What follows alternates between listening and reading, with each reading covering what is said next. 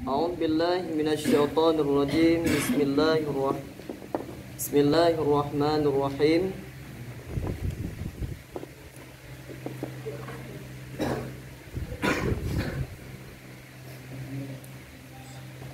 Faslun wa furudul wudu'i sittatu asya'a an-niyatu 'inda ghaslil wajhi wa ghaslul wajhi wa ghaslul yadaini ma'al mirfaqaini wa mashu ba'dir ra'si wa ghaslur rijlaini ma'al ka'baini wa tartibu 'ala ma zakarnahu.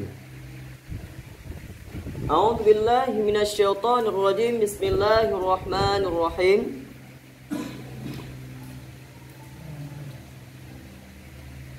Dan mashu ba'dir ra'si, dan menyapu sebahagian kepala. Wa mashu ba'dir ra'si, dan menyapu ba'dir ra'si, sebahagian ra'si kepala. Wa mashu, dan menyapu ba'di, sebahagian ar-ra'si, kepala. Yang keempat. Dan yang kelima, wa ghaslu rijlaini. Wa ghaslu rijlaini ma'al ka'baini, dan membasuh dua kaki. Dan membasuh dua kaki ma'al ka'baini, bersamaan beserta ka'baini. Ka'baini dua mata kaki. Wa ghaslu rijlaini, dan membasuh rijlaini dua kaki. Rijlaini dua kaki. Kalau rajulaini laki-laki. Kalau rijlaini dua kaki. Boleh mana lah multazam? Kanan. Ma'al ka'baini, beserta dua mata kaki. Ya, kepada hingga kepada dua mata kaki. Kemudian yang terakhir daripada fardu wudu, wa tartibu 'ala ma zakarnahu. Dan yang terakhir daripada fardu wudu, wa tartib. Tartib itu adalah ketertiban, tersusun. Tersusun dan mentertibkan. Wa tartibu, dan mentertibkan 'ala ma zakarnahu, di atas barang yang telah kami sebutkan akannya barang. Ala ma zakarnahu, di atas barang yang telah kami sebutkan akannya barang. Wa tartibu, dan mentertibkan ala, di atas ma, barang zakarnahu, yang telah kami sebutkan akannya barang. Yaitu wa tartibu, dan mentertibkan ala ma zakarnahu, di atas barang yang telah kami sebutkan akannya barang. Ke mana? Ya, kemudian sambungan daripada surah di atas. Di atas bagaimana surah Tengku Tirmizi Gaya Luwais. Di awal fasal di atas apa surahnya?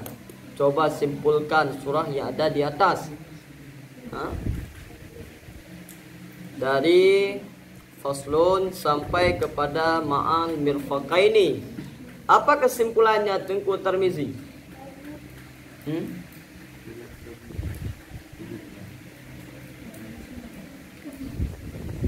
Ya, Tengku Tirmizi, apa kesimpulannya di atas?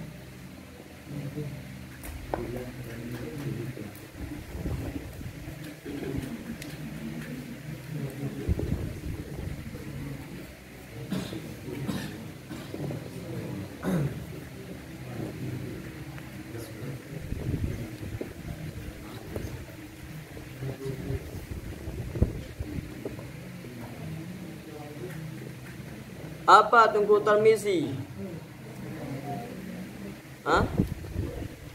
Tidak tahu. Kenapa tidak tahu? Pemahaman itu merupakan hasilnya daripada bacaan. Kita temukan sebuah pemahaman surah setelah kita baca, maka dibaca dulu baru ada pemahaman. Dibaca apa tertulis di atas, baru ada pemahamannya. Yang kita pahami daripada tulisan di atas, itulah yang kita sampaikan. Itu namanya surah. Diganti oleh Tengku Egi. Coba apa Tengku Egi? Mana kesimpulan surah di atas Tengku Egi? Hah? Belajar tamyiz, belajar lagi, dibaca-baca, harus paham.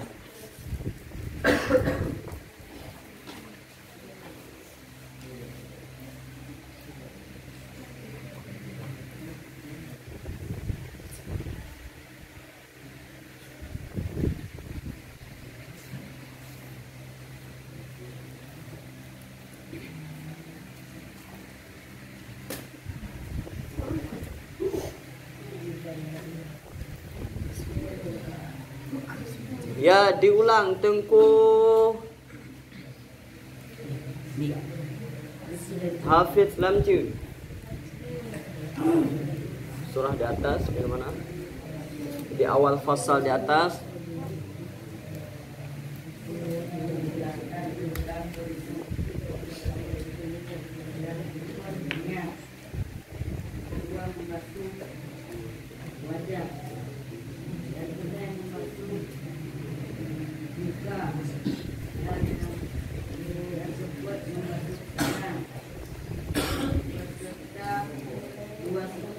Ya.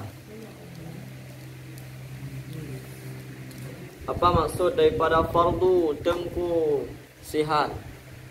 Maksud fardu? Hah?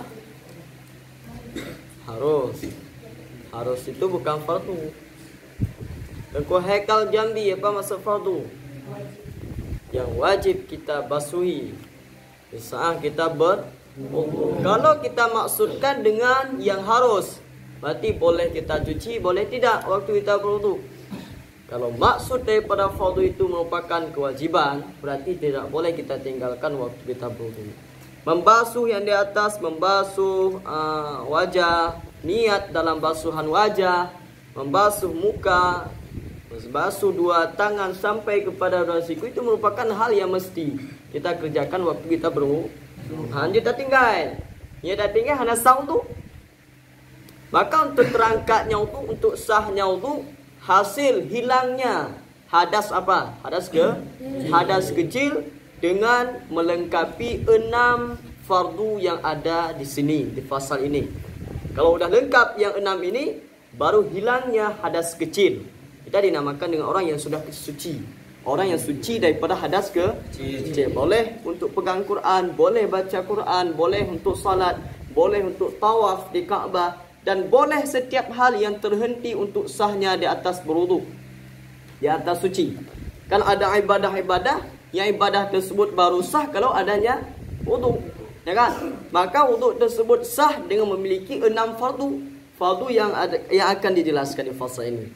Maka yang keempat ini merupakan mashu ba'dir ra'si, menyapu sebahagian kepala. Ini misalnya kepala kita. Ini kepala kita menyapu sebahagian pakai air disapu, bukan sapu tanpa air, ya kan? Sapu harus gunakan air. Ya, becut, ambil air, ya harus disiram. Maka ini coba bedakan, ada mashu, ada ghaslu, ya kan? Di mana perbedaan ghaslu dengan mashu? Kalau ghaslu itu dipakai kepada tuangan air dan aliran airnya banyak, harus mengalir, berarti harus dituang banyak. Ini dituang airnya mengalir banyak. Di tangan seperti demikian, di wajah seperti demikian, ya kan? Di kaki seperti demikian. Tapi untuk di kepala tidak seperti dengan demikian. Kalau untuk kepala memadah dengan basuhan air, berarti air diambil sedikit, disapu sebahagian. Sebahagian sampai ke belakang, samping kiri, di atas, di tengah, di depan, di mana saja boleh. Itu sudah terangkat, sudah sah wudu. Tidak mesti dengan seperti mandi. Kalau seperti mandi itu ibaratnya kata-kata ghaslun. Jadi kalau ghaslun, salah-salah kita basah baju, ya kan? Waktu kita tuang air, basuh. Semuanya basah. Maka di sini bukan diibaratkan dengan ghaslu. Kalau yang di atas, coba lihat di atas. Di atas ghaslil wajhi, membasuh wajah. Maka waktu basuh wajah harus banyak airnya. Tidak mau ada dengan sapuan. Sapuan enggak memadai. Ambil air sedikit, disapu misalnya, disapu, lap bahasa dia. Tak lap mentum muka imada. Hal mada. Karena ibaratkan dengan ghaslun. Kalau ghaslun harus mengalir air. Berarti kalau otomatisnya airnya harus banyak baru mengalir. Kalau airnya tidak banyak, tidak mungkin mengalir. Ya kan? Untuk basuhan, untuk sapuan kepala tidak harus mengalir. Memadai dengan sedikit air kita sapu macam. Dah mencukupi. Coba lihat ke depan lagi.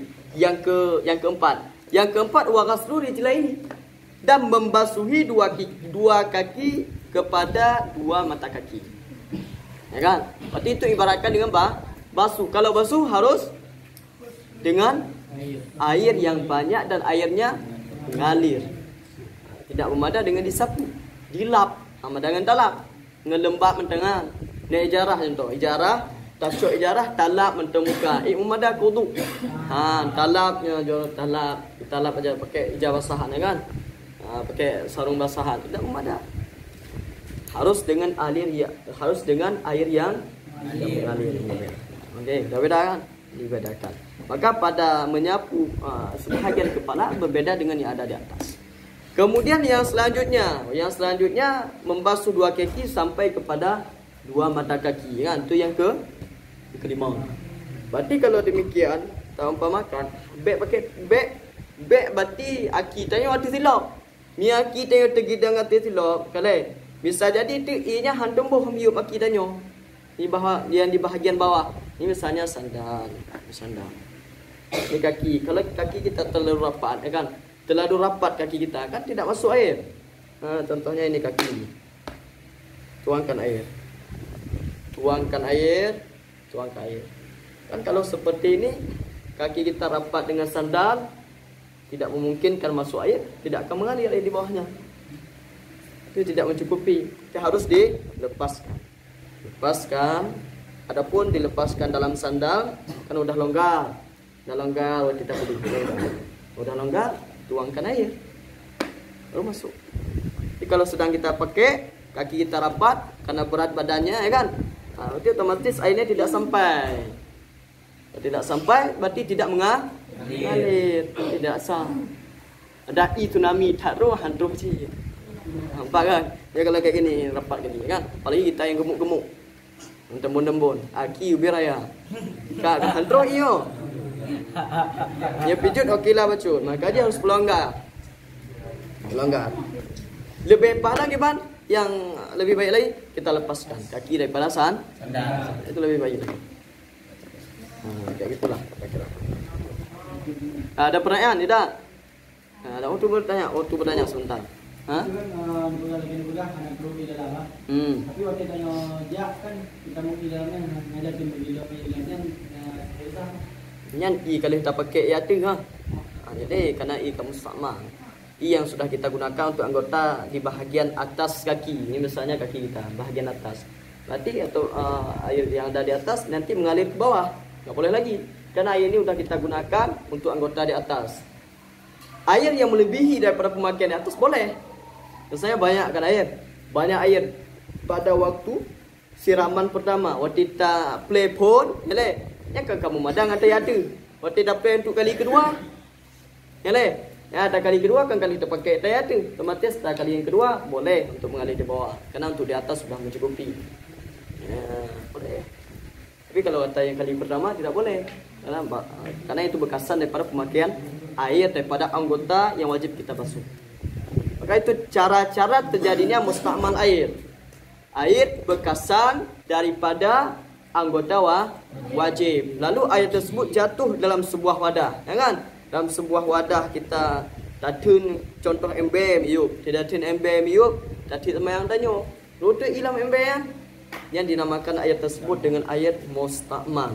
Air mustakmal sebagaimana di belakang, air yang suci tapi dia tidak menyucikan. Air suci tapi tidak dapat menyucikan lagi anggota wajib. Untuk jib je. Jib. Boleh kita minum. Tak apa-apa. Bahkan sunnah untuk minum bekasan daripada air wuduk sedikit. Jika selesai dah wuduk, nak bekasan wuduk nyata je becut. Yalah, pulah kita je becut mana. Sekedar saja untuk ambil barakah sedikit. Apalagi nak pulah kan dum bekasan-bekasan muka nan. kan? Kan barakah dah. Bahkan yang Jekuban, ia lewat sebuah sejarah ni.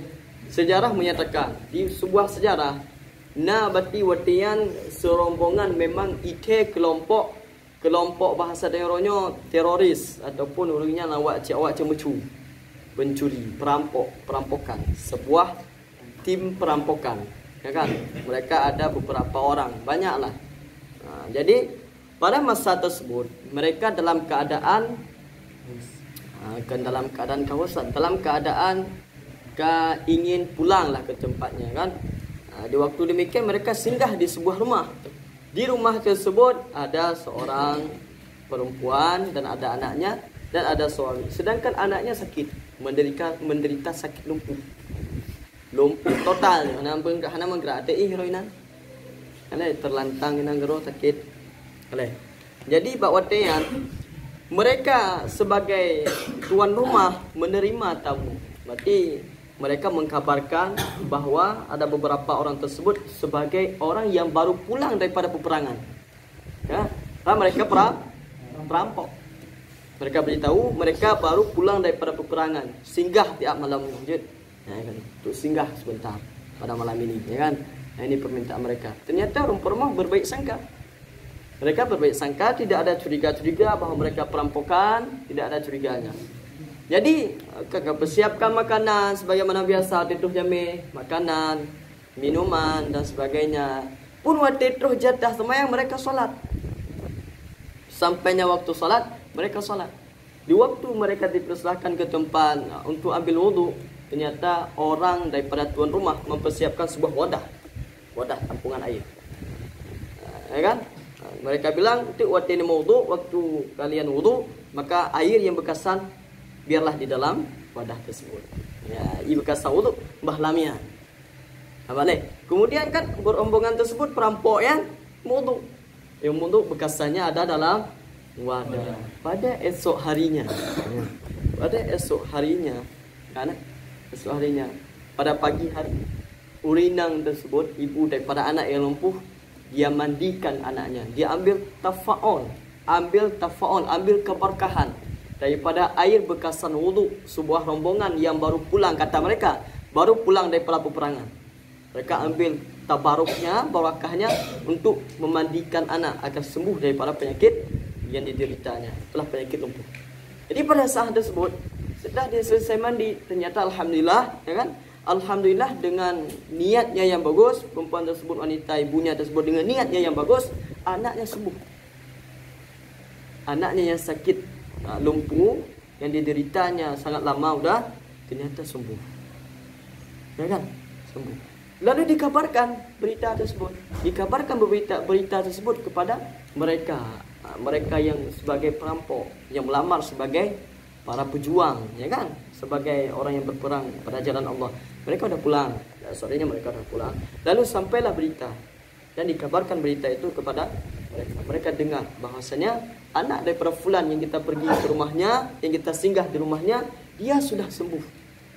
Dengan apa obatnya sembuh? Dengan bekasan air wudu daripada mereka ini. Mereka perampok yang melamar sebagai pejuang itu, ya kan? Lalu setelah mendengar, mereka insaf. Semuanya insaf, sadar. Mereka sadar, itulah mungkin jalan Allah dalam memberikan hidayah untuk mereka, kan? Ternyata mereka semuanya terpetunjuk dan masuk dalam Islam. Mereka ingat, ya kan, bahwasanya keyakinan itu dapat membekasi. Keyakinan ibu daripada si anak. Yakin dia bahwasanya air tersebut sangat barakah, bekasan daripada wudu ahli peperangan, maka sembuh anaknya. Dan pada kenyataannya sembuh.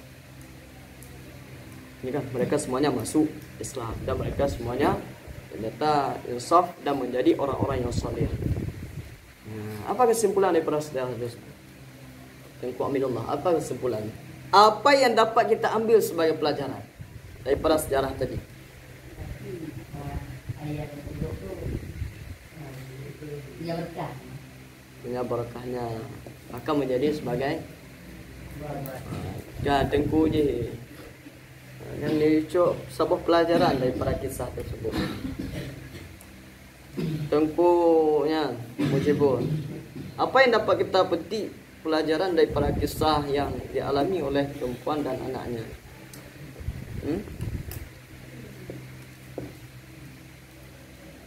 Apa yang kita dapat kita ambil sebagai pelajaran dalam kehidupan?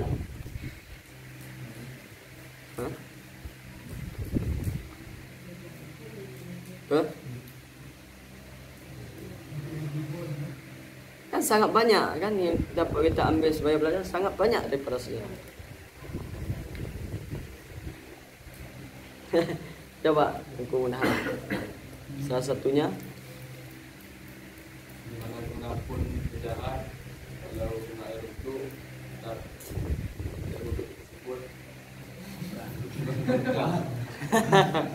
boleh juga. Yang lain Khalidi. Apa kesimpulan yang dapat kita ambilkan daripada sejarah? Fadil, coba.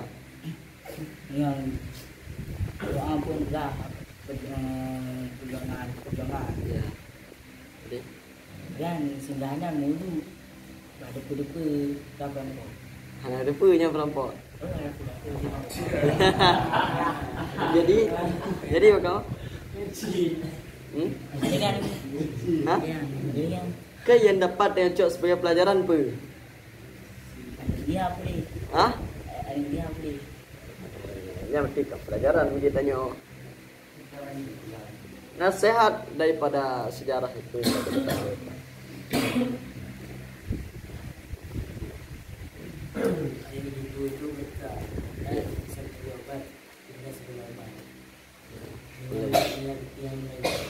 Dengan memiliki niat hati yang bagus, dengan ada niat yang bagus, dan dengan berprasangka yang baik, ya. Yang kan gad niat dengan gad sangkaan kepada orangnya. Walaupun yang sebenarnya mereka adalah, tapi mereka melihat zahiriyahnya, yang nampaknya, zahirnya bagaimana? Mereka mengatakan dirinya bahwa sebagai pejuang, mereka sebagai ahli peperangan, mereka sambut dengan sebagaimana mereka katakan, ya kan? Mereka jalani, mereka berikan jamuan-jamuannya, tempat singgahannya. Ternyata dengan husnudzan, ya kan? Dengan bagusnya sangkaan husnudzannya, ternyata ayat tersebut pun menggantung barakah yang sangat tinggi. Anak daripada wanita tersebut jadi sembuh. Kan? Ya, sejarahnya. Nampak? Lain lah, pertanyaan yang lain. Tanya, berkata. Jadi Contoh, wa furudul wudu'i, wa titabuh makna kiban? Ya, bermula ke mubtada ke i'rab menyo itu. Kiban? Contoh. Ame yang tukang perafa aja, yang tukang perafa furu tu. Ya, ame dalam kitab Nahuna 2. Yang pertama lafzi dan yang kedua maknawi. Maknawi terbagi kepada dua. Ada kala amil ibtida yang nabak mubtada. Amil maknawi, amil yahnaduh. Amil yang tidak nampak, yang tidak bisa diperdapatkan, tapi ada dalam takdir, ada dalam pikiran, ada pada makna, ada dalam pikiran. Itulah amil ibtidaiyah yang masuknya pada mubtada, yang membuat mubtadanya maf'ul. Lain lagi. Hah? Tak ada dah. Tak ada makna weh. Nah, dah dalam awamil. Dalam kelau. Kan kalau mungkin kan? Hah? Boleh kan? Kan dalam lokal kalau mungkin kan? Hah? Amil maknawi dengan amil lafzi pada awal-awal. Pada pembahagian amil, kada.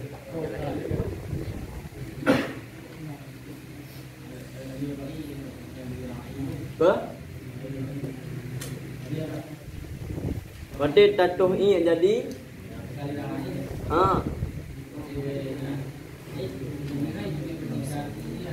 Baca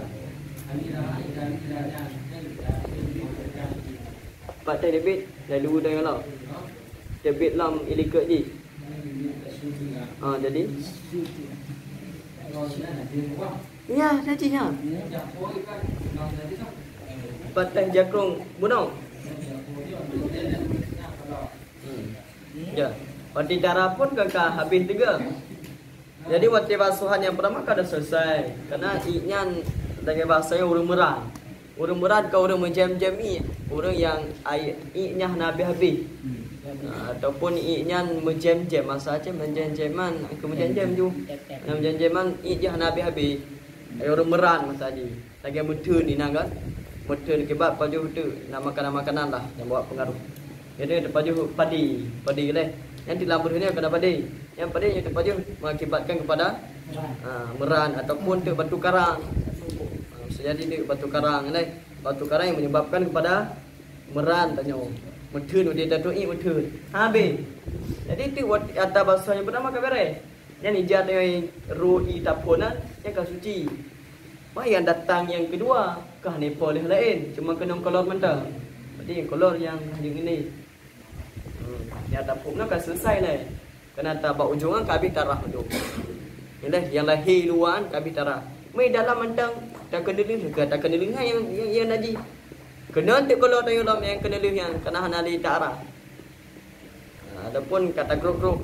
Adapun dia dagai tebi tau. Dia dah combe juga kam lain. Yang lain. Yang mesti kolor. Kaisyu. Tiba? Anjut. Oh, jut berarti cok wudu. Teman yang termayang anjut je.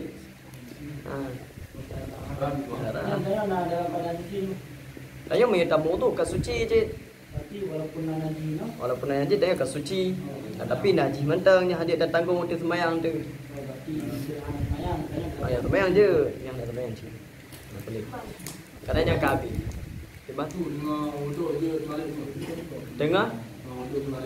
Marit, berkhabar, berkeruh, bencikan. Karena adab orang kita wudu kan fokus buat ibadah khusyuk. Semuanya ibadah mana? Bantu ibadat gayu khusyuk.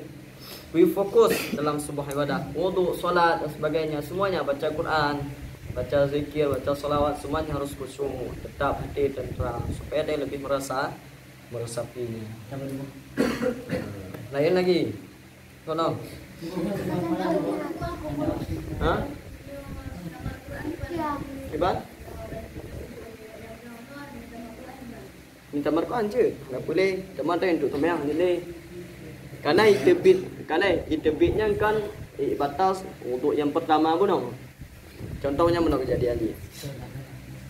Selesai tanya doi, nya orang yang bak surah orang yang bersambung-sambungnya air. Bersambung-sambungnya air kencing, ya. Jadi setelah kita buang air kecil, kali darah kemaluan, selesai darah kemaluan. Kemudian saya tak wudu tu. Menan tak wudu, ternyata hotel tak wudu. Itu bit saya. Batal wudu. Betul. Ya. Setelah batalnya wudu yang pertama karena keluar daripada sesuatu daripada dua jalan, maka batallah wudu tanya. Kemudian tanya berwudu lain. Pada dah berwudu lain, sah wudu lainnya. Kenapa ni? Pibik dia bilang, kita bilang batal lah. Tapi untuk salat tidak boleh kerana menanggung